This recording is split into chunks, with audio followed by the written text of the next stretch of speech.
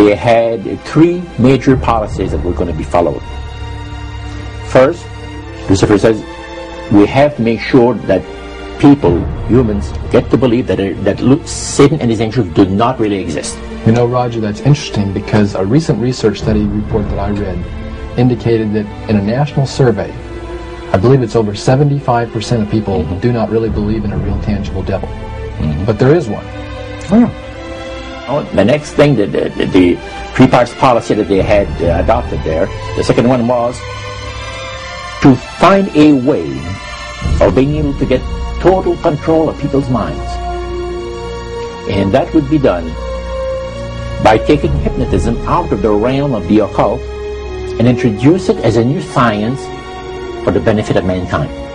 They felt that by taking hypnotism out of the realm of the occult and introducing it as a new science for the benefit of mankind, they could then use people of great renown, educators, people of capacity, that would do great things, such as supposedly regress people in time to former lives.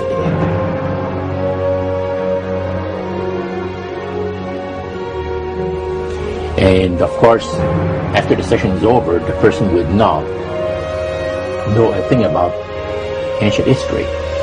And the person she or he has talked about performing, certain deeds, we'll say, 3,000 or 4,000 years ago.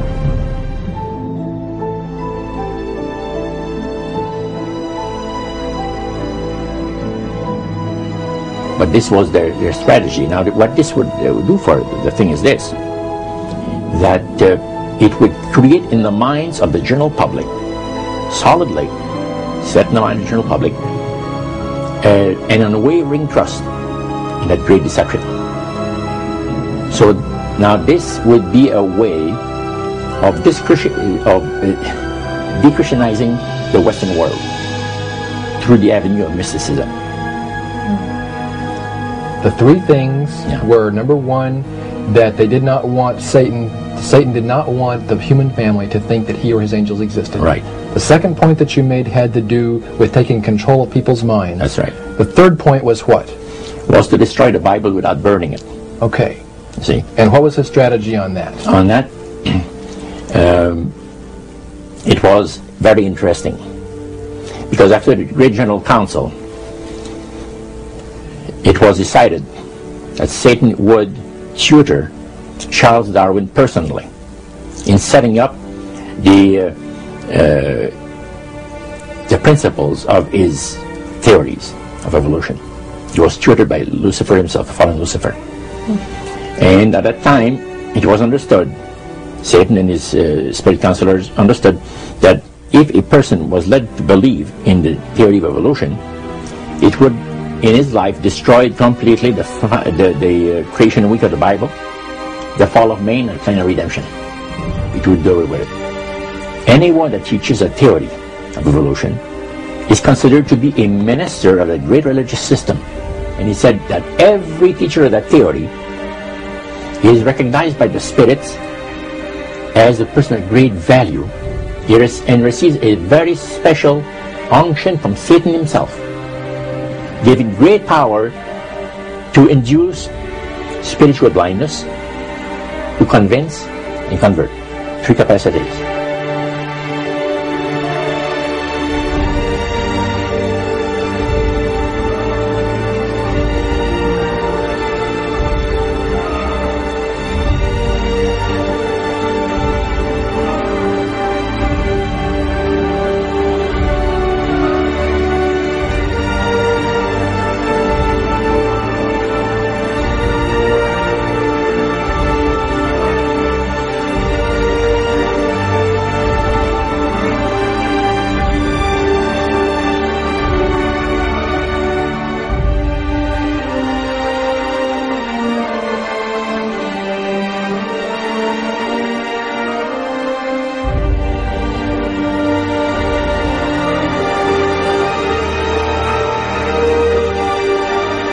This is the grain plain, the Master's grain plain, for harvesting the nations, for harvesting the multitudes of the earth.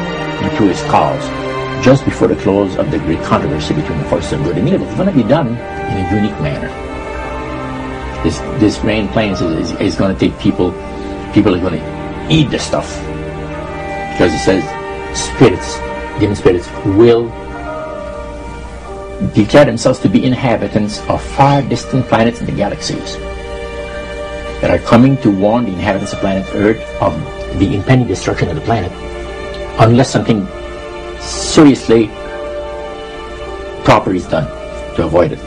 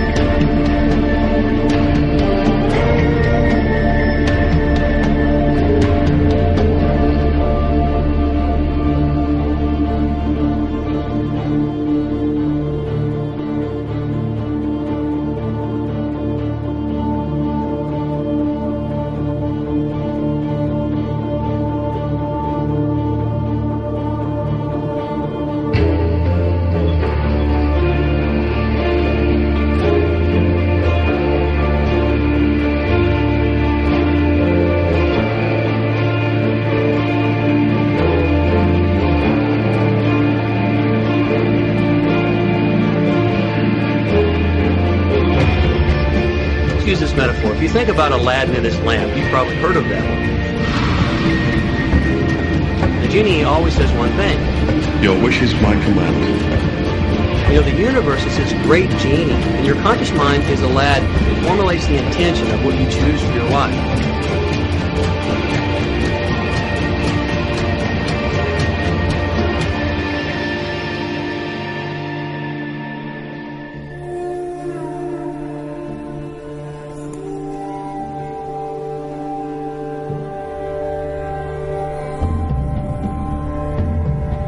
At the very heart and core of all these secret societies lurks the Kabbalah.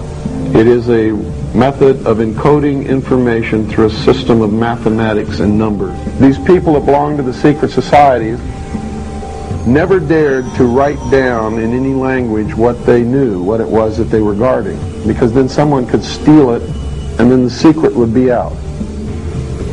So they took this knowledge and they made it occult through a system of encoding, encryption, one of which is mathematics, numbers. Another is architecture. Everybody wonder, why do they have a fraternal organization called the Freemasons? Aren't those the guys that build walls? You bet they do. But every wall they build contains the secrets that have been kept and maintained throughout the ages, and it's encoded in the architecture and in the measurements of the buildings and in the mathematical formulas used to derive the geometry, the shape, the length and breadth and height of rooms. It's all encoded there.